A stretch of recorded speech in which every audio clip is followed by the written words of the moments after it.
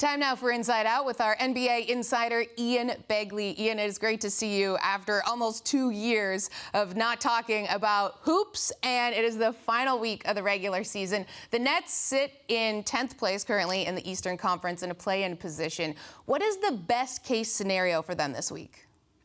Best case scenario, Julie, is they win out and either Atlanta or Cleveland loses out to the point where the Nets can get into that 7th or 8th spot. And that means they have to win one game to qualify for the playoffs. If they finish 9th or 10th, they would have to win 2.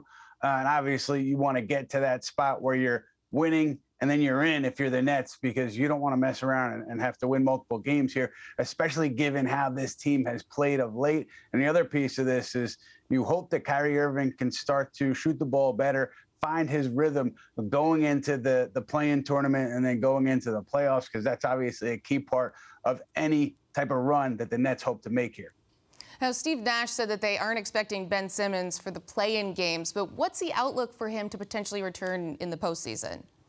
Well, he's starting to do some on-court work, so I think the Nets just don't want to get ahead of themselves and create a scenario where they're creating maybe too much optimism around Ben Simmons' return. But the idea that he is back on the court after getting that epidural is a good sign. Now, I think it's just a matter of how long this net playoff run is, and does it give them enough time for Ben Simmons to A, get healthy enough to scrimmage and go through some high-intensity workouts, and B, give the Nets enough time to really implement him into what they want to do, because we know at the very least he can help them a lot defensively. But I think, if you look at the first round, maybe that's even too soon for Simmons. So you're looking at round 2, I think, as the most realistic place for him to return, assuming he has no setbacks here with his back.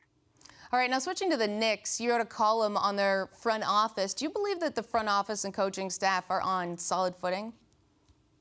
Well, listen, I think at this point, when you come off of a season as disappointing as New York's was, no one's on solid footing. But I don't think the Knicks are going to make any big changes here with regards to Tom Thibodeau or the front office. I think that, by and large, they're hoping to have a big offseason and bounce back from this disappointing year that we've just seen from Tom Thibodeau and co. But I don't expect any major shakeup in the offseason with this group. It's going to be Leon Rose. It's going to be William Wesley, Scott Perry, Brock Aller, Tom Thibodeau, and his coaches moving forward here and trying to right the ship. What's going to be a very imperative offseason for the Knicks, and particularly for Leon Rose and his regime here.